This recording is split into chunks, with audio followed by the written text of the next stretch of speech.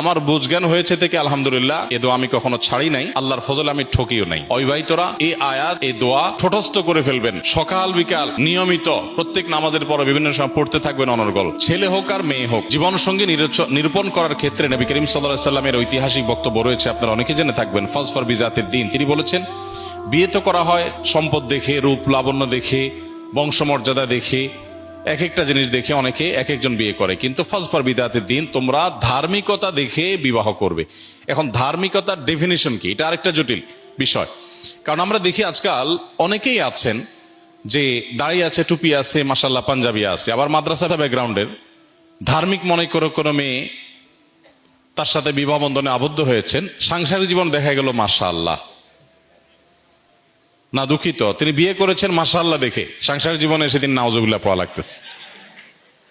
আবার এর উল্টোটাও হয়, বোরকা পরেন, হাত মোজা পা মোজা মেনটেন করেন মাশাআল্লাহ, ইসলামিক ব্যাকগ্রাউন্ড সবই ঠিক আছে, কিন্তু বিয়ের পরে ওনারও নাউজুবিল্লাহ বা আস্তাগফিরুল্লাহ পড়া লাগতেছে। এর কারণ হলো ধার্মিকতা আমরা বেশিরভাগ ক্ষেত্রে পোশাকে খুঁজি। ধার্মিকতা আমরা যতটা পোশাকে খুঁজি, আসলে পোশাকে এতটা ধার্মিকতা নাই। তাহলে ধার্মিকতা কিসে? বিবাহের ক্ষেত্রে সবচেয়ে গুরুত্বপূর্ণ বিষয় হলো যে আপনি যাকে জীবন সঙ্গী বা সঙ্গিনী হিসেবে নির্বাচন করতে যাচ্ছেন, এই লোকটা আসলেই আল্লাহর কাছে নিজেকে সমর্পণ করেছেন কিনা, কোরআন এবং সুন্নাহর কাছে নিজেকে পরিপূর্ণ সমর্পণ করেছেন কিনা। যে এই জায়গায় যদি তার খুঁটিটা বাঁধা থাকে যে কোরআন হাদিসে কোনো কিছু আছে, তিনি সারেন্ডার করবেন, তিনি সেক্ষেত্রে কোনো কম্প্রোমাইজ করবেন না। তার যত জেদ থাকুক, যত কষ্ট থাকুক, যত কিছু থাকুক, আল্লাহ এবং তার রাসূলের নির্দেশ পাওয়ার পর তিনি মাথা নত করে ফেলেন।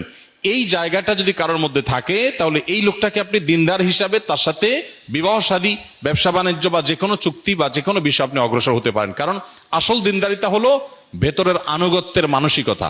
আল্লাহ তাআলার আনুগত্য যদি করবার জন্য মানসিকভাবে কেউ প্রস্তুত থাকে, এই লোকটা হলো আল্লাহ সুবহানাহু ওয়া তাআলার কাছে সিরিয়াস দিনদার, এই লোকটা হলো আসল ধার্মিক। লেবাস এবং পোশাক দিয়ে সবসময় ধার্মিকতা নিরূপণ করা বা ধার্মিকতা নির্ণয় করা, এটা সঠিক নয়।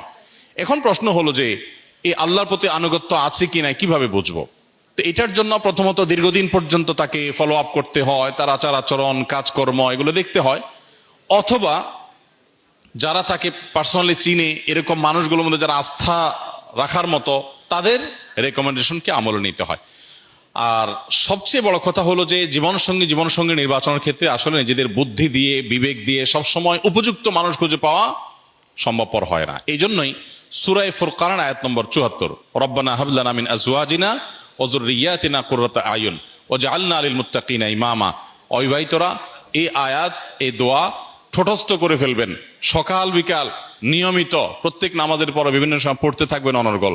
আমার বুঝজ্ঞান হয়েছে থেকে আলহামদুলিল্লাহ, এ দোয়া আমি কখনো ছাড়ি নাই, আল্লাহর ফজলে আমি ঠকিও নাই।